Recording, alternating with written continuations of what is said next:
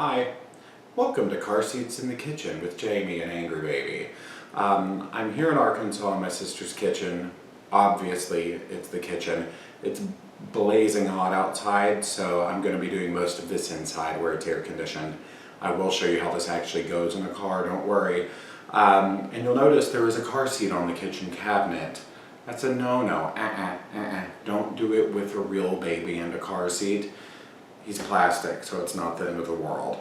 But I want to show you guys the Peg Perego Primo Viaggio 435. It's the new infant seat from Peg. The Primo Viaggio 3030 I was never a huge fan of. I thought it was heavy and the installation was kind of awkward and I didn't like it, even though it looked super nice and the fabric was great.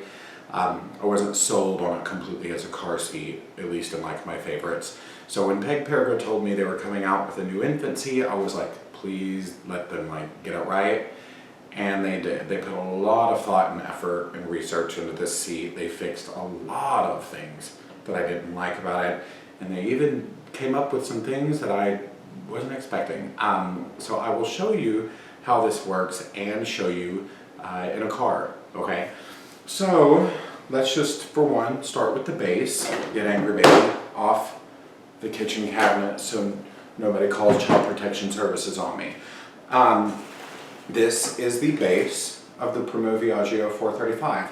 As you can see, it's pretty narrow. It's a nice narrow base, so it's going to fit in a lot of different style car seats, which is nice. Won't be a problem with captain seats or anything like that, or any kind of bucket shape. Because it's narrow, it will fit.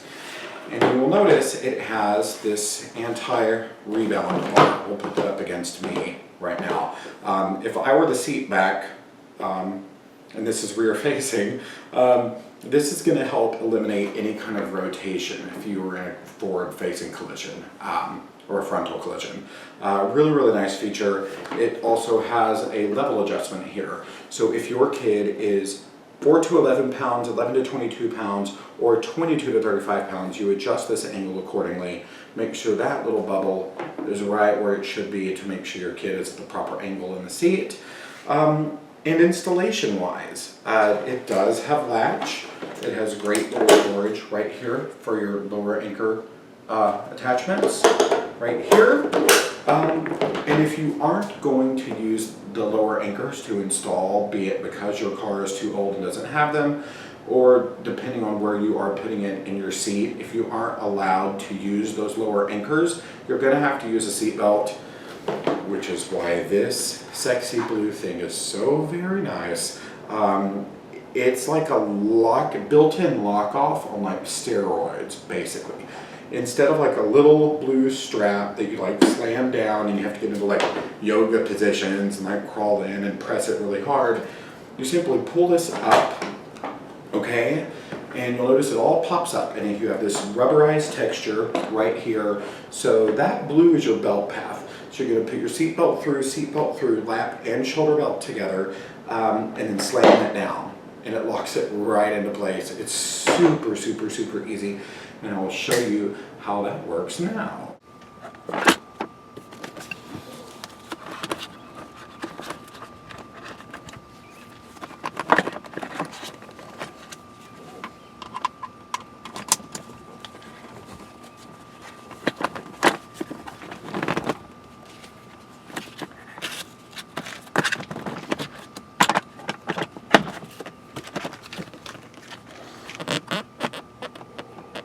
Now you only install using latch or a seat belt. You don't use both at the same time unless your car seat manufacturer allows it. Peg Perego is not one of those. So only use latch, only use seat belt. Pick one or the other. Safety wise, there is no difference, but you might find that you get a more secure install with one method. Just go with what you get a good installation with. So that's the base. Now let's show you the actual seat. When you're installing this, again, rear facing, this carry handle here, there is no black and white across the board where it's supposed to be. Car seat to car seat, it varies. So you have a lovely thing called a manual. Please read it. Peg Perego actually recommends that the handle is in line with the canopy, the back of the shell, just like that. So it's not sticking up out of the way. You do have a really nice canopy. on this seat. It's really big. You have a little hook here if you want to put a toy on it or whatever, a little soft toy. Only do that, you know, when you're out and about or you have this on the stroller. So let me show you the mechanics of the actual seat real quick. Get the base out of the way since we are done with her. So, Angry Baby doesn't fit into a lot of car seats very well. Fits very well in this seat, and that's because Peg Perego has designed a 2-stage pillow, low birth weight insert for the seat. So, from birth to 8 pounds, you have this great little pillow that not only helps the baby lie flat to eliminate any kind of forward head tipping, but it pushes them up in the seat to help them fit into the harness better. Once their body takes up the room from the harness to the buckle, or they weigh about 8 pounds, you can take this out and be done with it, so that you have more room in the seat. You have another pad here. If you want to get rid of it at some point, you can as they get older and they start to fill out more. And the harness. In a rear-facing seat, harness has to be at or below the shoulders, and that's to keep them from riding up the car seat shell in a frontal collision. To adjust it, what's super nice, boom, boom, boom, that's a no rethread harness. You just slide that around. So as they get taller, you don't have to unthread any straps and hook them back on a metal loop. Really nice.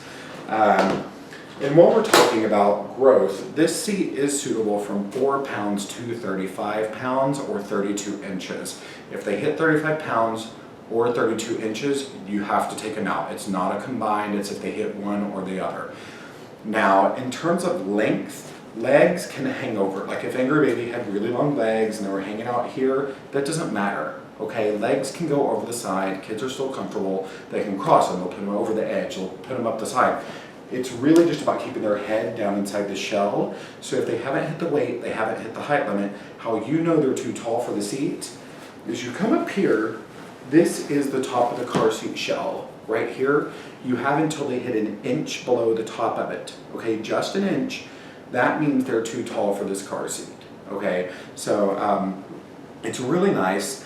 Now, you can install this without the base. The base is really just an ease of use feature, and if you are a car person, it does eliminate misuse because you're installing that base once or twice, you know, whatever, and once it's installed, it's installed. Now, you will need to check to make sure it's installed properly, but you're not like having to undo it and do it, put it in over and over and over, whatever. I just said undo, that's not even a word. But if you were to install this with just a seat belt, it has two really nice features. One, you see this handle. Remember how I mentioned people always have it in the wrong position? To install this with just the seat belt and no base, you actually have to flip the handlebar down this way towards baby's feet, okay? So the lap belt goes through here, goes down, buckle it. You'll notice this makes this handle an anti-rebound bar. So that will help eliminate rotation if you're in a collision, and it actually helps get a nice snug install.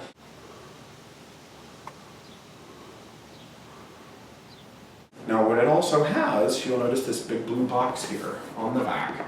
That is a European belt route, okay? For me, that is a huge thing in an infant car seat, because if you travel, you live in an urban area, basically what you do, lap belt through here, you put the shoulder belt through here, okay? So that's also going to make it a very snug, very stable, secure install without the base.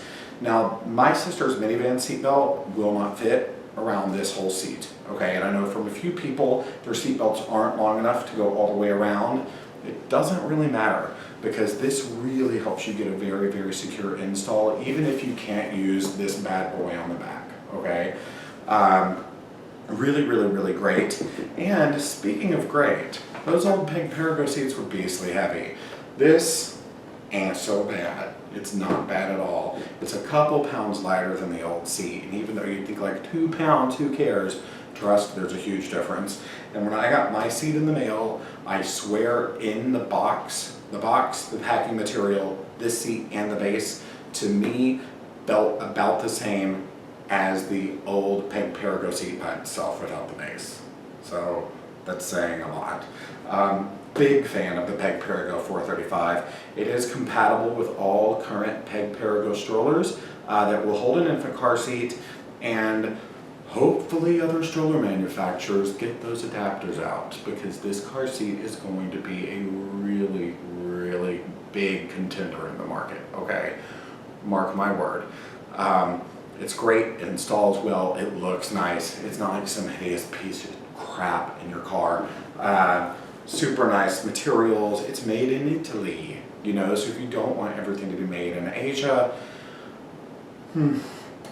I don't really know how to respond to that, because they do have quality control most of the places.